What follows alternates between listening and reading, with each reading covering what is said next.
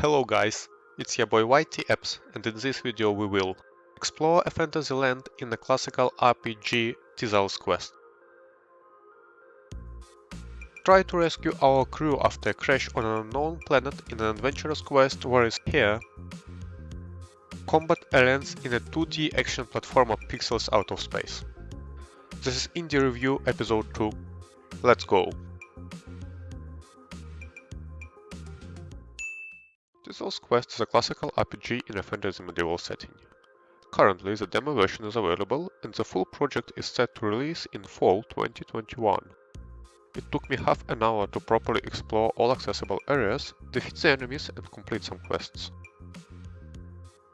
The game is set in a medieval environment with fantasy elements. Player is free to move between locations full of enemies and valuable loot.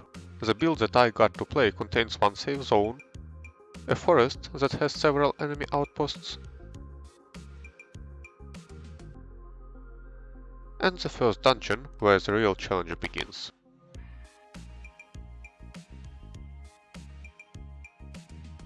Gameplay in Tizahl's quest consists of the following elements. World exploration. The player is free to explore the world. As far as I understood, in the upcoming build, the freedom of exploration will depend on unlocking the dungeons. That's a classical RPG mechanic where the player can travel freely among some locations, but needs to make progress to unlock more locations. Combats. There is melee and range combat with the possibility to use magic. This fits the game design well. All the combat as well as moving the character is done with mouse, so the gameplay process is quite easy. Quests. There are quests to make world exploration more interesting. So far there are not many of them, but the mechanic is already there. In general, the gameplay process is enjoyable and it is rather easy to understand what to do. Graphical and musical assets are chosen nicely and they fit the genre. There are core UI elements like minimap, HP and mana tracker, quick use panel, etc. The game has a lot of potential.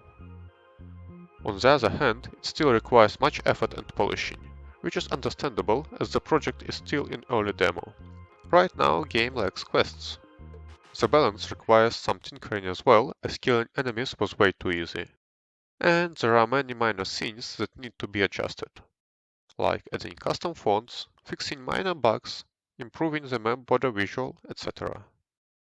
I wish Moraine the Sorceress to be patient and consistent. Hopefully the developer will finish the project and realize its full potential.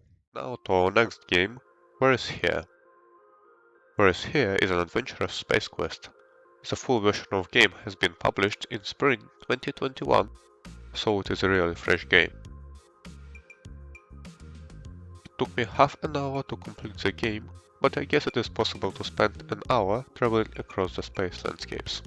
The game starts with a voice message, which is very cool, in which the main hero explains that the spaceship with thousands of people in cryogenic sleep has made an emergency landing on an unknown planet in space.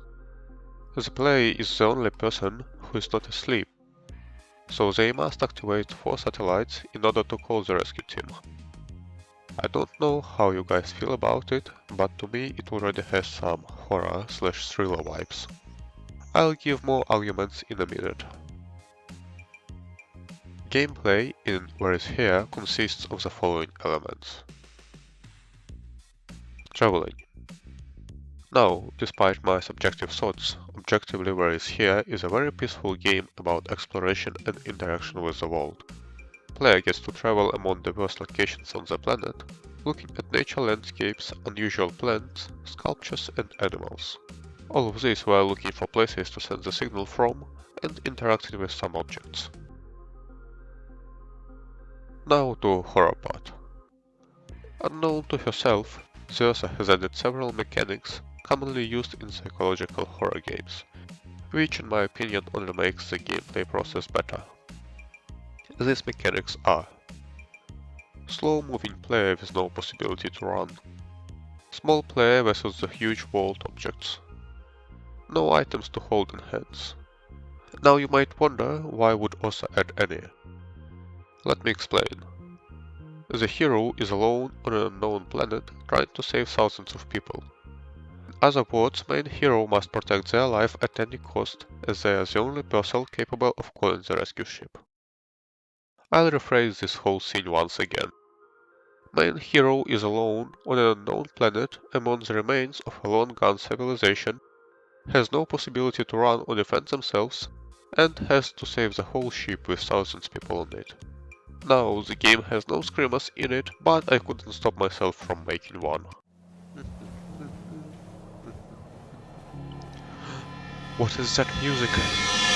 Sir, do you have a minute to talk about Jesus?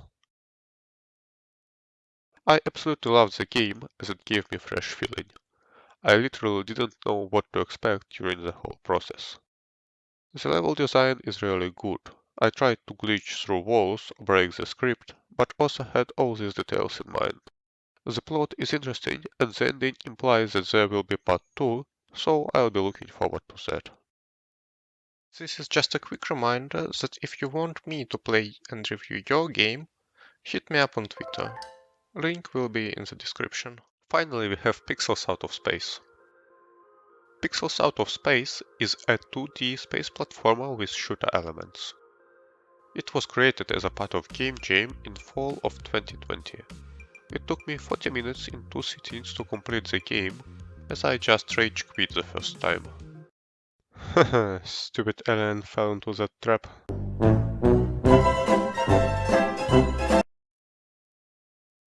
The game is set on a spaceship where the lonely main hero has to break through tons of enemies and traps and ultimately defeat the main alien boss. There are 10 levels in the game plus the intro. Every couple levels the new mechanic is added as well as new enemies, so the gameplay does not get boring or repetitive. The game uses following mechanics. Classical combination of enemies and traps. There are multiple enemies and traps along the way, which the player has to overcome. Patrolling monsters, flying monsters, chasing monsters, spikes, lasers, etc. All these things. Time-based effects. Now, in every level except the boss fight, there is some effect which triggers every once in a while. In some levels, the gravity changes, making it either impossible to jump or making the player almost weightless. There are other effects as speeding up and slowing down the time flow, messing with the controls or activating extra traps. Gun handling. Also, the ammo is technically endless, player has to reload the gun after every 5 shots. It adds a little touch of realism to the game, plus the animation is cool. The game was made in a limited time frame, which makes the amount of features impressive.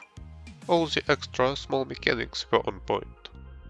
The balance was on the harder side, but no level took me more than 10 or 15 tries to complete, which is okay for a platformer.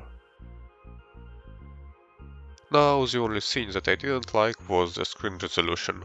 I get that it was made this way on purpose, to add retro vibes, but square screens are just not my thing. I prefer the classical 1980 by 1020 resolution.